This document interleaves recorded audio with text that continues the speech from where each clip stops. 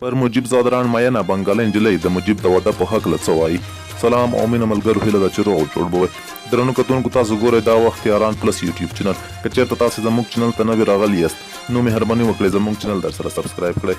د افغانستان کرکټ ملي لوبډلې وروستو پچونکی مجیب زادران 13 ورځ نامزاد شو. مجیب الرحمن څوک دی او چېرته اوسیږي، ټول معلومات را سره په همدې ویډیو کې وګورئ. مجیب الرحمن د خوست ولایت د تڼۍ ولسوالۍ اوسېدونکی دی. د ملي لوبډلې د پخواني لوبغاړي نورعلي زادران سکه خورا یادی. دا چې مجیب الرحمن د خپل پلار څخه په وړوکوالي کې یتیم پاتې شوی و، نو سرپرستي د خپل ماما نورعلي زادران په غاړه وه. نورعلي زادران ورسره د کرکټ او نور برخو کې زیاته خواري وکړه.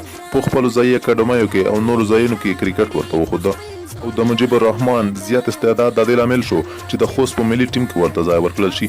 وروسته بیا د شپږیزې لیګ لپاره انتخاب شو چې له هغه ځایه د 19 کلنو ټیم او بیا وروسته ملي ټیم ته انتخاب کړل شو. د مجیب د استعداد پر بنسټ مجیب الرحمن د نړیوالو لیګونو بیګ باش، سی پی ایل او همدارنګه د آی پی ایل لیګونو لپاره هم واخیستل شو. مجیب الرحمن 19 کاله عمر لري او دا مهال د افغانستان او ویسټ انډیز ترمنځ د لوبو لپاره په انډیا کې په تمریناتو بوخت دی. خو را به شو اصلي کیسې ته چې د مجیب زادران او یوې بنګالی انجلی د مینې کیسه څه ډول وه.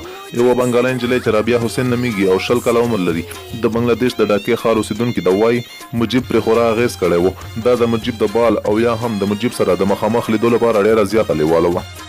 دغه بنګالی انجلی زیاتوي ما مجیب لومړی ځل په آی پی ایل کې ولیده.